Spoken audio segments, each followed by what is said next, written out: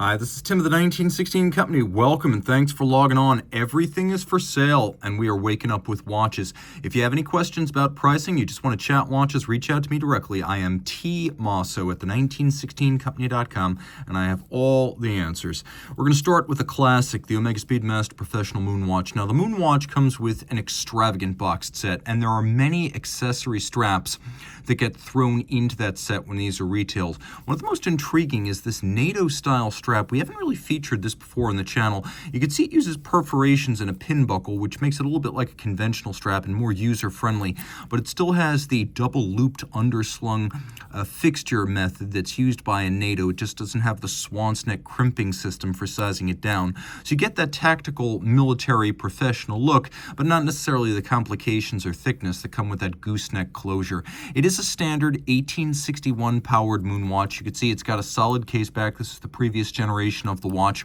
42 millimeters in diameter in steel. You can see it has the thermoplastic crystal as NASA specs. Caliber 1861 manual wind lateral clutch chronograph based on a Lemania 1873 base, so it still has that pedigree. Very tough, also hugely classic, and very well loomed. As you can see, there's no shortage of luminescence on this watch. Now, it's about 48 millimeters from lug to lug. It does wear thicker with the strap, so I'm going to throw it on my wrist so you get a better sense of how it fits.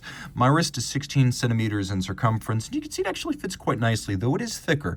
It adds about 2 to 3 millimeters of height when it's on the wrist, because you can see it bunches up underneath, and it's got a little bit of a springy quality. Really great looking watch that fits well, and this is a different aesthetic. If you love the Moonwatch but you don't want the generic look that everyone else has got, this is a really cool direction to go, and you still have every strap at your disposal if you ever want to change the look. This is just a great starting point for something that is very, very different. Now we're going to go from one chronograph to another, and this might be my favorite watch on the show today. There's going to be quite a few that I like, but this might be my favorite. Launched in 2012, this could be the last watch you'll ever need. From Zenith, it is an El Primero automatic chronograph, but it's also a big date. It's also a world time. It's also an alarm. It's also a power reserve. The Pilot Doublematic is 45 millimeters in diameter. And you can see on the dial side now, we've got a world time complication. So let's start with the single standout feature that makes this different from almost every other chronograph. It's not the only chronograph with an alarm, but there are not many. The alarm changes color and geometry. That's the power reserve. That's what I mean. And you can see how I have the ability to disarm and arm the alarm. Now you wind the alarm power reserve and you set it using this crown right here. So that's how that works. We've also got the big date complication. Now remember, on an El Primero, you pull the crown out all the way to set the date if it's a traditional El Primero pre-caliber 3600. So you've got that double-digit date with flush discs. You've also got a world time complication, so let's just demonstrate how this works. Let's say right where I am right now, let's just pretend I'm in Hong Kong. Well, this tells me that it's 6 a.m. in Hong Kong. Well, I can see locally it's 6, but the reference ring, which is 24 hours in circumferential, that little 6 next to Hong Kong means it's 6 a.m. And when it's 6 a.m. in Hong Kong, you can see that in Caracas, it is 6 p.m. And so we have this black semicircle that represents those places where it's approximately nighttime, and then the lighter color shows you where it is approximately daytime. You can see it's noon in Hawaii. You can see it's midnight in Cairo. It's 9 o'clock in the Azores. That's how this works. It is a very cool system where you just look at the minute hand at center and then you read the hour adjacent to any of the reference cities. Remember, your reference city for where you are at any given time is going to be the one that's right side up at the top of the dial. Lots to love on the back. It is an El Primero, which means column wheel lateral clutch, 50 hours of power reserve, automatic winding, 10 beats per second. 36,000 vibrations per hour, one of the most historic and revered chronograph movements in the world. And that's just where you start with this watch before you add all the other features. Now, if you look carefully, you can see that these numerals are actually solid luminescent blocks. They're applique numerals, even though they look like they might be printed. Lots of lume here, including the chronograph seconds hand. Also cool, the fact that the strap aviator style, has leather with a contrasting stitch. Unlike a regular aviator strap, which is typically cheaper calfskin, this one is upscale dark brown, large rectangular scale, symmetrical scale profile alligator leather with a rubber inlay on the bottom, so the strap won't be contaminated by your wrist, but also the wrist will enjoy a very supple and smooth feel. There's a full deploying clasp here. The watch is large at 45 millimeters. I'm not going to say for sure it's too big for me, though I think I'm borderline. So you guys decide whether that looks fine. If not, step up 1 millimeter. Let's say this is perfect if you have a 17 centimeter circumference. Did I say 1 millimeter? Step up 1 centimeter. So if you have a 7 centimeter circumference wrist, you're going to find this wears really, really well. And again, the combination of a chronograph, a big date, a world time, and an alarm with a power reserve makes this an incredibly unusual watch from one of the great brands in the business. In my mind, Zenith is every inch the equal of Jaeger-LeCoultre. Let's go upscale, way upscale now. FP Journe, a model that hasn't been made since 2014. The original FP Journe sports watch, the Line Sport Centigraphe Sport, bowed in 2011, and it was made in aluminum, as you see here, through 2014 when it was discontinued for the darker colored titanium watches. These are some of the lightest full bracelet watches ever made, with aluminum dial, aluminum case bracelet clasp, even an aluminum movement. So let's do this the right way. I'm not going to tell you. It's always better to show people rather than tell. I'm going to show you how little mass this has. Full bracelet, all the links. There you go. 53.31 grams. Full bracelet, complicated sports watch. Now the other nice thing is, a little bit like the Zenith, this also has solid block applique numerals on the dial, and there's no shortage of lume because this is a very sporty watch. Sammy the scale down there says hi. What's also cool about this watch is that it features 3 different dials with smoked sapphires. So even though the standard Centigraphe Souverain, which is now discontinued, features solid dials with tachymeter scales, FP Journe rightly 86s the tachymetric scales, which were of dubious use, opens up the dial, fits smoked sapphire centers so you can actually see the mechanism. So what you're looking at here is a step-up gearing train and a secondary escapement that creates the 50 hertz or 100 beat per second Centigraphe dial, making 1 circuit per second allows you to measure as small an interval as 1/100th of a second. We also have a 20-second dial and a 10-minute dial here, and then we've got this lovely frosted media blasted bezel that surrounds. Again, the movement is made of aluminum. It's a 3 hertz free sprung column wheel chronograph with 80 hours power reserve if the chronograph's off, 24 if the chronograph's on, but remember the largest chronograph register is 10 minutes, so you don't really need to keep it on. Fits super easy. It's about 11 millimeters thick, 48.5 lug to lug, and 42 in diameter. It is feathery, almost unnervingly light on the wrist. This is an incredible collector piece and an investment that's in a class by itself. I don't often use that word to describe watches, but I will say this. When something is of this level of significance and rarity, I would be remiss to ignore the fact that it is also an investment. That said, it's also a lot of fun. It's one you can wear and enjoy. Danny Govberg has one. He jumped into a pool wearing it, and it was fine. I'm not encouraging you to do that. I'm just saying it's been done. All right, now, let's say you don't quite have aluminum case FP Journe sports watch money. Well, that's okay, because Tudor has a very cool discontinued modern complication just for you. And this is one of my favorites. The original Tudor Advisor launched in 1957. The Heritage Advisor came out in 2011, and this black dial arrived in 2013. Now, it is a titanium case. The case and case back are titanium. The bezel is steel for durability. Because it's an alarm, the alarm is enhanced by the titanium construction. So you can see, like the Zenith, it has an on-off alarm arming indicator, and then it also has a power reserve that is for the alarm. It's based on an ETA 2892 base, but with the pointer-style date and alarm complication with the power reserve made by Tudor. This was, at the time it launched, the most complicated Tudor watch ever made. You can see the power reserve in action there.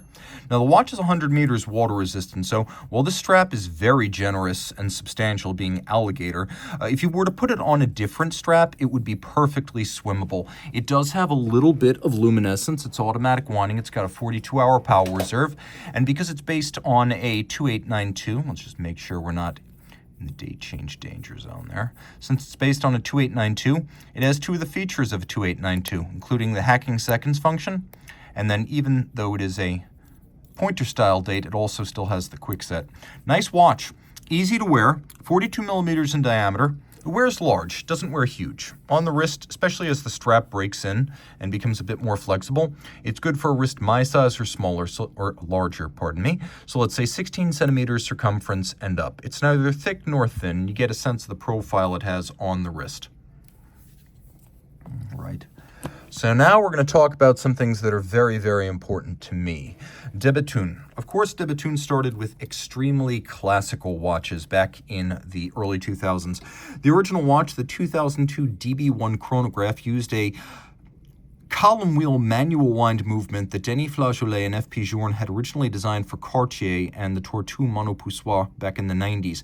Denis purchased back the rights to the movement when he created the DB1 in 2002, and the next year he created the DB8, which is a much more modern take on the DB1. So the big changes are the change from Roman numerals to Arabic, the change from Breguet hands to leaf, the change from a twin register dial to a single register dial, and instead of a 30-minute chronograph, we now have a 45-minute chronograph, which has led to this one being nicknamed the football watch. We have a pusher that is coaxial with the crown. It is a mono pusher chronograph. Column wheel feel is excellent. This one features a rosette pattern at the center of the dial. That's a little bit different than what we saw in the DB1. Now, it's a thin watch. It's very short across the wrist. It's about 45 lug to lug, 42 in diameter. And on the reverse side, there's nothing to see, but on the wrist, it's got a beautifully classical profile. Now, very, very few of these were made, and I mean very, very few of these were made. The timepiece is an example of something you will never again see in the wild. Every once in a while, they come up for auction. This one is straight from the source. We are the owners of De Bethune, but I have to say that going back to 2016, De Bethune has been my favorite personal brand, and its watches are my grails. You know, call BS on me. Go back to 2016. See what I was saying about De Bethune before we bought them. The proof is in the practice. And if you don't like the modern aesthetic of De Bethune, let's say you have less interest in this, there's this. This is the equivalent of brass movement FP Journe, the earliest executions by the brand. And yes, it's true. It has a movement that was designed by THA, Flageolet, and Journe prior to De Bethune, but just as brass movement Journes are worth more because of rarity, non-in-house caliber De Bethune watches are considered to be more collectible because of their scarcity, and also the fact that some people just identify with the more classical round case solid dial fixed lug design. But if you want something a bit more adventurous, there is a model launched in 2005, and that's the DBS. Now, this one is extraordinary.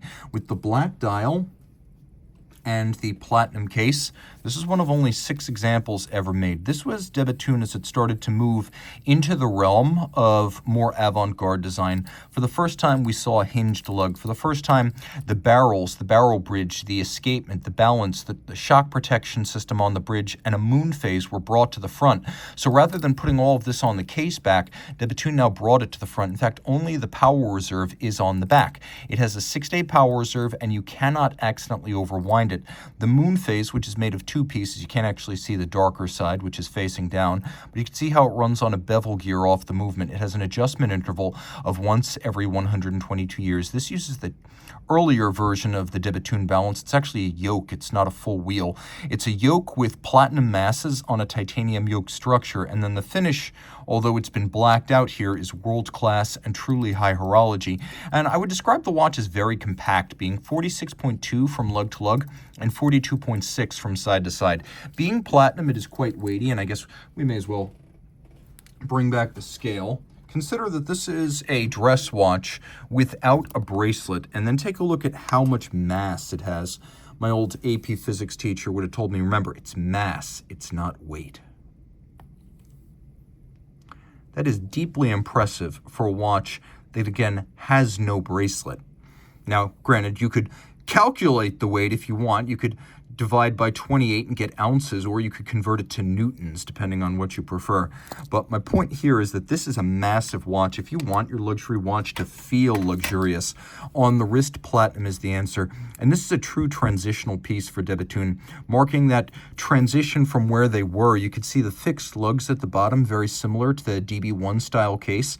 The DB8 used the DB1 case, but then you can also see that transition with the more elaborate lug structure, now starting to pay homage to pendant watches, pocket watches, a great watch to wear on the wrist because you don't need a big wrist for it. Some of the other de Bethunes do require a big wrist. This is not one of them. So if you like de Bethune but you don't like the size and you want something that's really, really rare, not only are there only 6 of these in the world, but you can also see it uses a very early version of the triple parachute shock protection. So you could see how it has this sort of double bracket on each side, whereas the final version of triple parachute years down the line would look like this.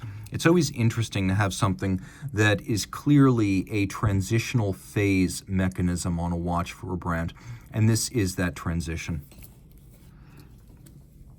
So let's talk about a watch that exhausts superlatives. White gold, 47 millimeters, designed by Carole Forestier-Cassapy back when she was the head of Cartier movement development. This is the Rotonde Cartier Astrotourbillon, launched as you see it right here in white gold back in 2010. It features a tourbillon that, rather than rotating on the axis of the balance, operates on a fixed ring gear, which I'll do my best to show you. And so it orbits the dial, so the carriage moves, effectively acting as the seconds hand of the watch, and there you can see that ring gear. So you have seconds, you have minutes, and you have hours. The depth of field on this watch is second to none.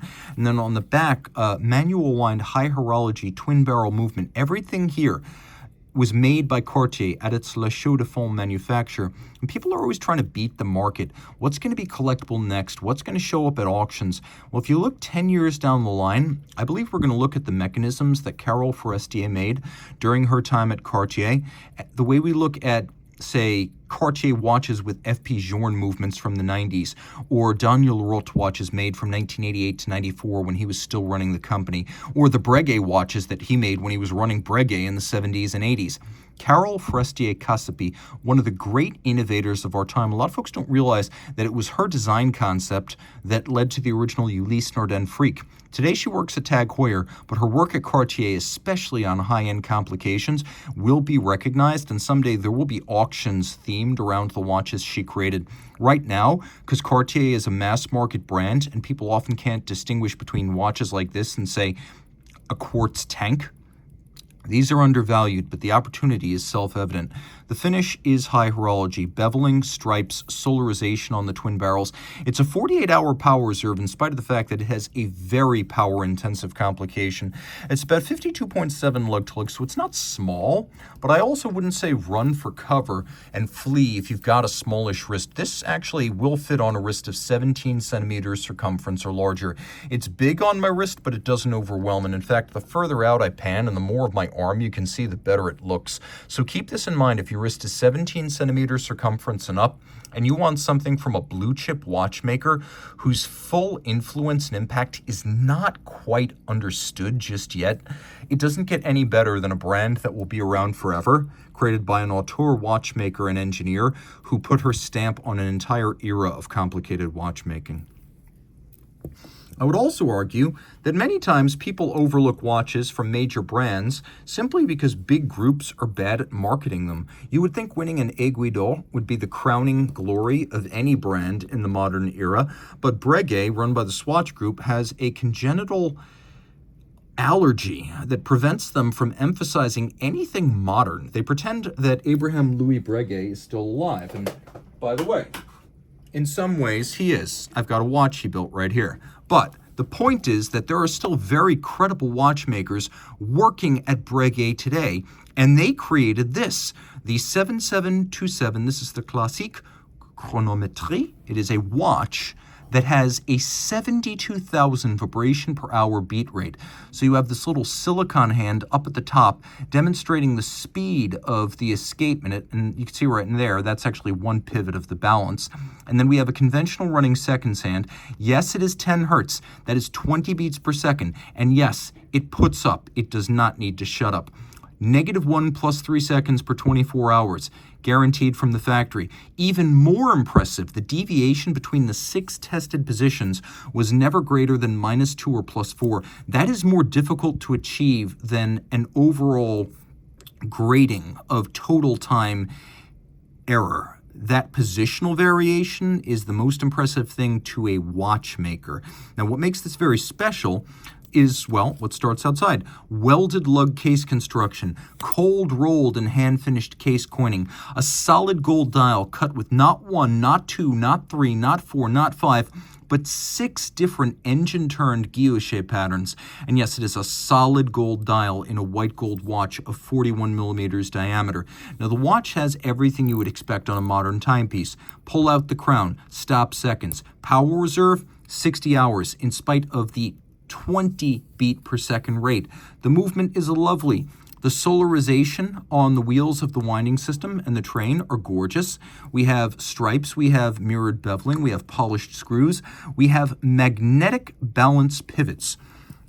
So the way this works, the magnets inside the watch are constantly generating 1.3 Tesla. That's 13,000 Gauss of magnetic flux density, because this is an anti-magnetic watch with no magnetic susceptibility. The watch features a silicon escapement, a silicon hairspring, and thus the magnets are irrelevant. They don't affect its operation.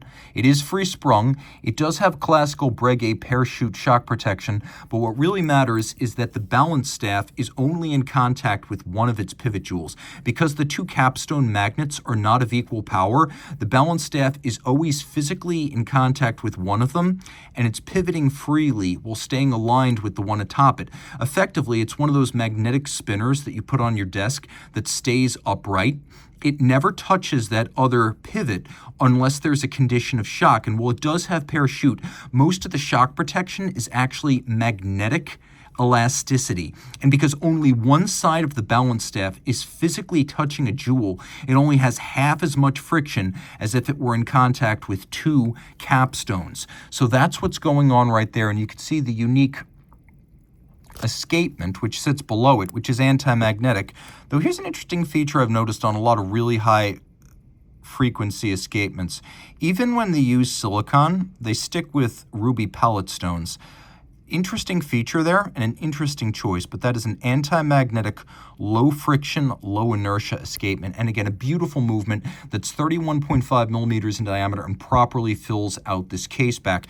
Keep in mind that back when there was a Concorde chronometry, effectively every 2 years in the odd years from 2009 forward, there was a test with a scoring system out of 1,000 points that would determine who among the entrants had the most precise watch. Well, officially, the all-time record was 915 points by the Grubel-Forsey Double Tourbillon 30-degree technique, I believe it was. Unofficially, the highest scoring movement, which did not compete openly, but the highest scoring movement which was tested, and I've heard this from independent sources, was this Breguet 574DR. As a courtesy to the other competitors, Breguet competed anonymously and unattributed. So nobody knew except insiders this movement was the most precise and faithful ever tested at the Concorde. The technology works.